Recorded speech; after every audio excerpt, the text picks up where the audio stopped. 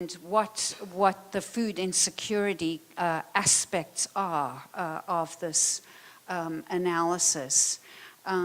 So one of the things that we quickly found, and what we bring to the table from the Food Strategy and the Food Policy Council, is that we need to address food insecurity or access to good, healthy food for everybody year-round, not just in the context of an emergency, but that preparing and having a food lens in an emergency can help build that critical community engagement and resilience to address the key vulnerabilities. So when we did the analysis at the neighborhood level, we found that 22 out of 140 of our neighborhoods are very vulnerable from a food access perspective, long ways to travel, so-called food deserts, I suppose. And surprise, surprise, the most impacted neighborhoods are the lowest income neighborhoods in the city. And I think that would be mirrored in most cities all over the world. We found that there's a lot of vulnerabilities for seniors and vulnerable adults, and that, where the combination of food access from a geographical as well as an access from a food insecurity combined to form the highest risk of all.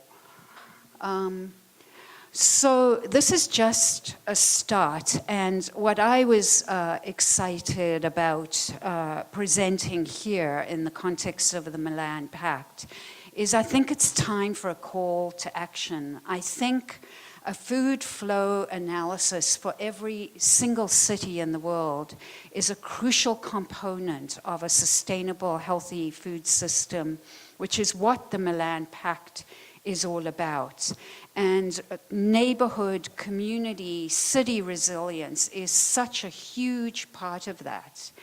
And what we came to understand is that it's all about the last mile distribution. It's how food gets to that neighborhood level in a crisis, in an emergency, but also in the ongoing chronic food security.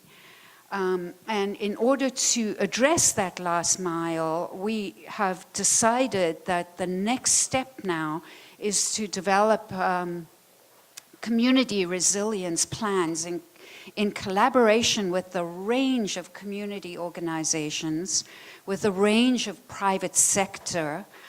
One of the things that really bugs me from a food lens and the private sector is that when you start to understand the response to emergency from the big corporations, their response is insurance for business continuity. You can't eat insurance. So I think we have to actually work with our partners in the private sector, in the community sector, in government, all stakeholders, to come together and develop a broader resilience strategy that integrates a food lens. And really the call to action here, I think we need a very simple, clear language methodology for conducting a food flow analysis for both the global north and the global south. I think we have a lot of commonalities at the city level in the north and the south, but applying it at a very granular local level will look very different in different parts of the world. In the global south, a food flow analysis needs to include the informal sector, for example, and where the food comes from at that very local neighborhood level, so that we can begin to connect the dots and mobilize and integrate a food lens into a broader resiliency strategy. Thank you.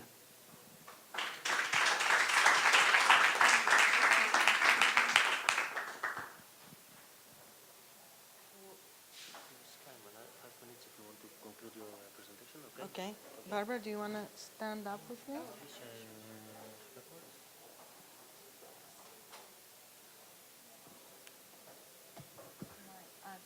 Okay, we had a little mistake with the time, so we are back with Eleni. We give her some time to conclude her remarks, okay? Thank you. Because we are not satisfied with enough people from Greece. We want more people from Greece here. I think we have 4 today. So, I was basically going to make a point about how resilience is related to sustainability, but basically what we were trying to say with Barbara is that in order to link this whole session to today, which has to do with cities working on a local level in good times, which is developing different activities like food gardens or banks or community kitchens or whatever, and people developing amazing systems like in Japan, where they are preparing really for creating food systems that can be resilient in times of real trouble and real disruption. Both in good times and in bad, big networks like C40 and 100 Resilient Cities, as well as the work that is done by Eurocities, which also has created, like C40, after the Milano Urban Food Policy Pact was signed, these 2 networks, as Stelio said, one in C40 and one in Eurocities, were created that really specialize on cities and food.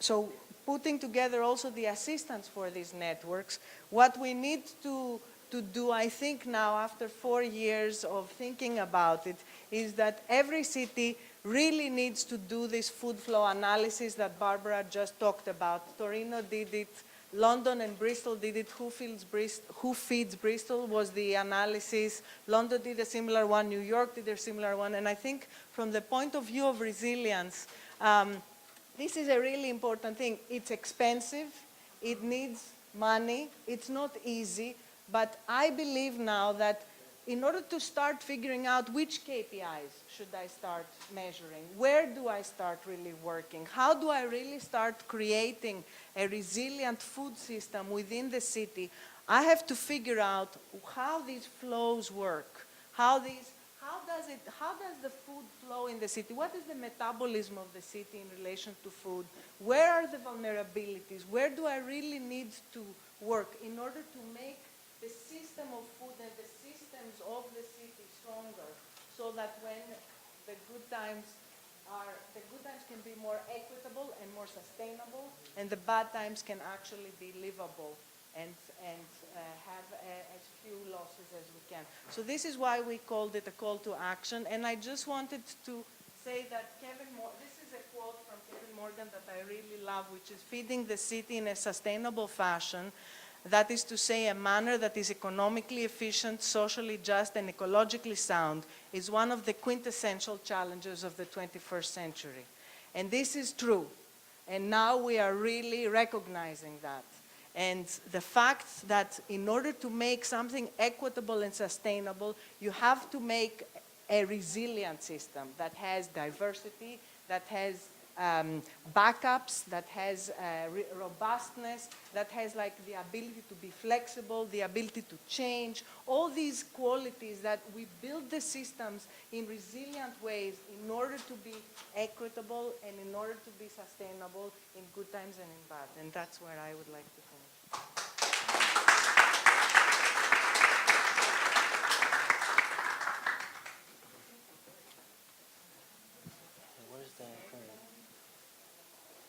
Okay, thank you very much.